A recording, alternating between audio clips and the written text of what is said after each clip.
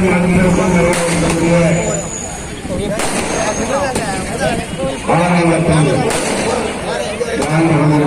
பெரியவருக்கும் நடிச்சாலும் படம் வெளியே வருமா, வெளியே வந்தாலும் படம் ஓடுமா, எழுவடுமா அப்படிலாம் எல்லாரும் பேச நான் கேட்டிருக்கேன். ஆனா இந்த நாள் ஒரு இனிய நாள். ஏன்னா இந்த சாமானியன் திரைப்படம் ஆலங்குளம் டிபிவி மல்டிபிளக்ஸ் திரையரங்கில் கஷ்டம். காமராஜ் அவர்கள் முதலமைச்சராக இருக்கும்போது நம்மளாம் உள்ளேன்ற ஒரு வருத்தம். சின்ன வயசு பிள்ளைங்க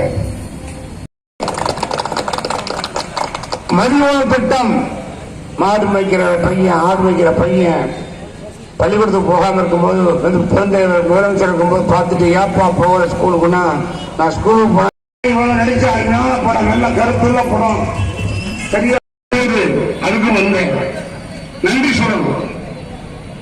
அப்புறம் 100 நாள் இன்னைக்கும் 2 நாள் சுத்தி எல்லா ஊரும் போயாச்சு. பொதுவாக நன்றி சொல்றதுங்கிறது ஒரு வரலாறு. அரசியல்ல ஒரு எம்பியோ 50 தாண்டி 79 100 போது அந்த பகுதி மக்கள் என் பகுதி மக்கள் சொத்து நிறைய படங்கள் வந்தது. பெருந்தலைவர் காமராஜாகட்டும், புரட்சி தலைவர் எம்ஜிஆர் ஆகட்டும், புரட்சி அம்மாவாகட்டும், ஏழை எளிய மக்கள் அந்த ஜோடி இல்ல, பாட்டு இல்ல, காமெடி இல்ல, எதுவுமே இல்லாமல் அண்ணன் இசைஞானி இளையராஜா அவர்கள் 2ஆம் பாகத்து இடைவெளிக்கு பின்பு ஒரு 3 பாட்டு போட்ட ரயில் கடையில இந்த படம் இவ்வளவு மாபெரும் வெற்றி பெற்று சொன்னா அந்த படத்தோட மைய கரு, அந்த மைய கரு என்னன்ற பாருங்க. நான் வந்து எத்தனையோ கதை கேட்டேன், எனக்கு நடிக்க இன்ட்ரெஸ்ட் கிடையாது, வேண்டாம்யா. மக்கள்கிட்ட தெரிஞ்சோ தெரியாமலே 44 படம் மேல, இது 45. என்னால் மறக்க முடியாத படம் 45. அந்த படத்தை நடித்தேன். கொஞ்சம் சில இடத்துல மூடி வந்தா கூட அந்த படம் ரிலீஸ் ஆகி ஆலங்குளத்தில் நீங்க 100 நாள் இதை விட பாக்கிய வேற என்னதாகி எனக்கு வேணும். இந்த ஆலங்குளம் என்னைக்கு நான் மறக்க மாட்டேன். நான் சொன்ன வாக்கு கொஞ்சம் நிறைவேற்றேன். சுப்பையா வேணும், எம்எஸ் சுப்பையா, திருமண சம்மன்னு, அவர் வேல்முருகன், கண்ணு கதிரவன், சற்று எல்லா ராத்திரி பகல இருந்து ஏதோ மிகப்பெரிய ஒரு பார்லிமெண்ட் எலெக்ஷன் மாதிரி, மிகப்பெரிய ஒரு சட்டசபை எலெக்ஷன் மாதிரி ராத்திரி பகல வேலை பார்த்து எல்லா மக்களும் கொண்டு போய் சேர்த்தது நான் மறக்க மாட்டேன். அவங்க உழைப்புக்கு நான் நன்றியை கூறுகின்றேன். அதே இந்த ஆலங்குளம் மக்கள் ஒன்னே தெரிஞ்சுக்கணும். அதாவது இன்னைக்கு இருக்கிற காலகட்டத்தில் சாமானிய மக்கள், சாதாரண மக்கள், ஒரு வறுமை கோரிக்கை மக்கள் தேட்டருக்கு போக முடியாது. 7 கடை டிக்கெட் போட்டு 200 யார் போவோம்? எல்லாம் குறிப்பிட்ட பணிகள் மத்திய அழியிறாங்க. தப்புன்னு இந்த சிஎம் போகும்போது பிளாக் பண்ணாங்க, வேற பிளாக் பண்ணுவோம். அது மாதிரி ஒரு படம் டக்குன்னு பிளாக் பண்ணிடுறாங்க. எல்லா படங்களும் வரணும், எல்லா லேபர்ஸும் வேலை அடைக்கணும். சினிமா தொழில் வந்து நல்ல சினிமா. நம்ம தாத்தா பாட்டி நம்மளாம் பார்க்காம சினிமா வந்து இங்க அந்த சினிமாவுக்கு வந்து வர ரெடியா இருக்காங்க எல்லாரும். ஏன்னா பொழுதுபோக்கு என்ன இருக்கு, திருப்பி திருப்பி வீட்டுல உட்காந்து மாவாட்டிக்கிட்டு, மிக்சி அரைச்சிக்கிட்டு, அம்மி அரைச்சிக்கிட்டு இப்படி விட்டு முடியுமா? வெளியே போகணுமா, ஒரு காத்தாட்டமா போய் சினிமாவை காணாமா? ஆசை இருக்கத்தான் செய்யும், இல்லாத பிறகு ஆசை இருக்கு. ஒரு கோரிக்கை வைக்கணும். இப்ப அம்மா இருந்தா போய் சொல்லுவேன், தலைவர் தான் சொல்லுவேன், இவங்க போய் சொன்ன ஏற்றி விட்டுருவாங்க வேற வச்சுக்காரு. சோ அதனால நான் ஒரு பொது மனுஷனா, ஒரு சாமானியனா, ஒரு சாமானிய ஏழை எளிய மக்களுக்காக கேட்கிறேன். தயவு செய்து முதலமைச்சர் அவர்கள் இந்த பெருந்தலைவர் காமராஜர் வந்து நீங்க வந்து அவர் ஏழை எளிய மக்களுக்காக, மாணவர்களுக்காக கல்வி உள்ள தந்தை பாருங்க. ஒரு மனுஷனுக்கு ஒரு அமையும் பாருங்க. ஒரு நேரம் நான் எம்பி ஆகி போய் பார்லிமெண்ட்ல 10 மாசம் இருந்தேன். அண்ணே சொல்றாரு, ராமராஜனுக்கு பத்தியா 10 மாசம் போயிடுச்சு. யோ எனக்கு மட்டும் போடுவ, பிரதமர் வாஜ்பாய்க்கு 10 வருஷம் என்ன சொல்லுவீங்க? பிரதமர் ஒருவரை போகிறாரு, இப்ப என்ன பண்ணிட்டு இருக்காங்க? ஆனால் 10 மாசம் இருந்தாலும் பார்லிமெண்ட் நான் ஒரு பேசியாலும் நினைச்சேன், பேசக்கூடாது இல்லையா அப்படின்னு. உடனே தொகுதிக்கு வேண்டியவா எல்லாம் ரெடி பண்ணி பேசி ஒரே ஒரு சேலப்படி முக்கியமாக தலைவரை நாடாளுமன்றத்துக்கு அப்ப வந்து ஒரு நாள் பெருமிஷம் கொடுத்தாங்க. நான் தமிழ்தான் பேசுவேன். எனக்கு தமிழை தவிர மொழி எனக்கு தெரியவே தெரியாது. அது கற்றுக்கொள்ள அவசியமே கிடையாது. என் வேலை பார்த்தா எல்லாம். ஆனா எல்லாரும் எல்லாம் தெலுங்குக்காரன் பாராட்டுறான், கேரளத்துக்காரன் நாட்டுக்காரன் பாராட்டுறான், கர்நாடகத்துக்காரன் பாராட்டுறான். ஆனா தமிழை போராட்ட செகண்டாடுறாங்க. அந்த பச்சை தமிழ், சுத்த தமிழ். என் பிறந்த காமராஜாரு பச்சை தமிழர், சுத்த தமிழர். தமிழக மக்களுக்காக சிரிச்சு பாருங்க. அதனால என்ன ஒரு நல்ல வாய்ப்பு வருகிறது பார்லிமெண்ட்ல நான் பேசுறேன். அந்த பேசுற தேதியை கேட்டா இன்னைக்கு ரெக்கார்டு கம்ப்யூட்டர் இருக்கு.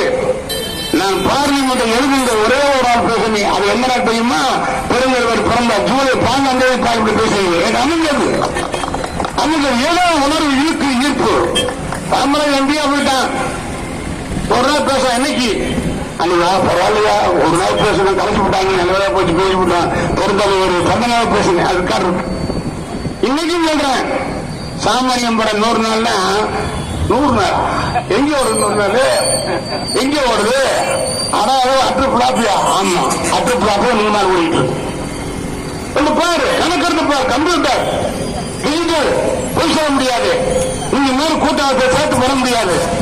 எங்க ஃபுல்லா போறது எடுக்கூடாதியா? சினிமாவில தேடி நல்லா படத்தை எடுத்து அடுத்த நாள் கூட போகாதுன்னு வைங்க. எனக்கு தெரியும் சினிமா வரலாறு ஃபுல்லா போயிட்டு அதை யாரும் நம்ப மாட்டாங்க. எல்லாம் பாத்தீங்கன்னா கோயில் மக்கள் போன பாருங்க. அவர் மனசரே சொல்றாரு, நானே போய் பார்த்து சுற்று அனுப்பிச்சு போற பஸ் வேலை பிடிச்சி திருவிழாவுக்கு போற மாதிரி நான் ஊர்ல போய் நன்றி சொல்றேன். அந்த தாயி நன்றிமா. நான் எதை நோக்கி வரல, இந்த மக்களை பார்த்த எதை நோக்கி வரல. என் படத்தை நடித்த படத்தை இந்த ஒரு நாளை ஆக்ஷன் ஒரு விதத்துல மாட்டி சாக புரிஞ்ச கதை ஒருத்தர் நடிச்சு வந்து ஓடுற படம் சாமானியன். அந்த சாமானியன் சொல்றாங்க. அந்த சாமானியன் கேட்கிறேன். நன்றி. அப்போ ஒரு அம்மா சொல்லுது, நம்ம சுப்பிரமணியன் ஆசாரியர் ஒரு படம் பார்த்துருக்காரு. அம்பேரோட்ல இருக்கிறாரு ஆசாரியர் படம் பார்த்திருக்காரு. பார்த்துட்டு போகும்போது பேர் அழுதுட்டு போயிருக்காரு. வீட்டுல போய் உட்காந்து அவங்க பொண்டாடி கேட்டிருக்கு, நீ வாங்க அடுத்த சோ கூட்டு பொண்டாட்டிய புருஷன் பொண்டாட்டி பார்த்துட்டு போய் தேங்கி அழுது வீட்டுல டிஸ்கஷன். நம்ம இப்படி கடலாடி வந்தோம்னா அந்த சாமானியம் பார்க்க வர திவ்ய அழகர் மாதிரி நம்ம வாழ்க்கையை இறந்துருவோம். உடனடியா கடன் அடைச்சாருன்னு சொல்லி அவர் பாதி சொத்தை விட்டு கடன் அடைச்சிட்டார். ஏன்னா திருப்பி போனா போயிருக்கார். சுப்பார சொல்லிட்டார். மறுபடியும் திருப்பி இடம் கொடுத்துட்டு திருப்பி வந்து மீதி இடத்தை விட்டு கடன் அடைச்சார். இப்ப அவர் கடனாருங்க சந்தோஷமா இருக்கேன். அவர் சொன்ன பார்த்து சுப்பாக்கிட்ட கடன்லாம் அடைச்சு நான் சந்தோஷமா இருந்தால் சாமானியன் 100ஆம் நாள் 101ஆம் அந்த ஷோ டிக்கெட்டை நான் வாங்கி கொள்கிறேன் என்று சொல்லிட்டாருன்னா அது போதும். எடுத்துட்டார் சொன்னார். நான் கடன் அடைச்சுதான் போதும், நான் சந்தோஷப்பட்டா போதும். எடுத்துட்டா டிக்கெட் ஒரு ஷோ ஃபுல்லா நான் பார்க்கிறேன். ஞாயிற்றுக்கிழமை 5.5 ஷோக்கு அவர் ஃபுல்லா ஒட்டிட்டு வாங்கி கொடுக்குறார். ஓகே, இந்த படத்துல ஒரு டேலாக் பேசுவார். அந்த அம்மா கேட்கும் அந்த ரிப்போர்ட். அந்த பேங்க்ல சொன்னா வாங்க வேணாம்னு சொல்லிக்கிறோம், நீங்க சொல்ல வாங்காம இருப்பாங்க சொன்ன ஒரு டேலாக் சொல்றேன். அம்மா இந்த பேங்க்ல லோன் வாங்க போகும்போது யாரோ ஒரே ஒரு ஆளு இந்த பேங்க்ல லோன் போடலாம்னு யோசிச்சாலே அது இந்த சாமானிய கிடைத்த மிகப்பெரிய வெற்றி. நான் டேலாக் பேசியிருக்கேன். அதேதான் இன்னைக்கு நடந்த சம்பவம். என்னன்னா என்னுடைய கேரக்டர் நான் என்னதான் சொல்ல முடியும், மற்றவங்களை பத்தி சொல்ல முடியாது. எனக்கு வந்த வரலாறு எப்படி, நான் நடந்த பாதை எப்படி, நான் போற கொள்கை எப்படி, அந்த கொள்கையிலிருந்து ஒரு அடி கூட வெளியே போனாலும் பின்வாங்க மாட்டேன். அந்த முன்னாச காலை பெருமாள் காமராஜர் வெளியில், புரட்சித்தலைவர் எம்ஜிஆர் வெளியில் தான் நடிப்பேன். யார் என்ன சொல்லிட்டு போ, எனக்கு பாட்டிய பிள்ளைங்க நான் ஆச்சு சாமானியன் என்ன வேணும் சொல்லிட்டு போ. முடியுமா? முடியாது. 45 படம் தனி கதாநாயகனா நடித்திருக்க ராமராஜன் தமிழ் நாட்டில் தமிழ் மண்ணை நேசிச்சவன். வேற எந்த மாநிலம் தெரியாது. அதுக்கு ஏன் புறாப்படுற? நெஞ்சரிச்சல் வரும். ஏன் அஜீர்ணமாக வகுத்தறிச்சல் வரும். ஏன் சில விஷயம் பொருள்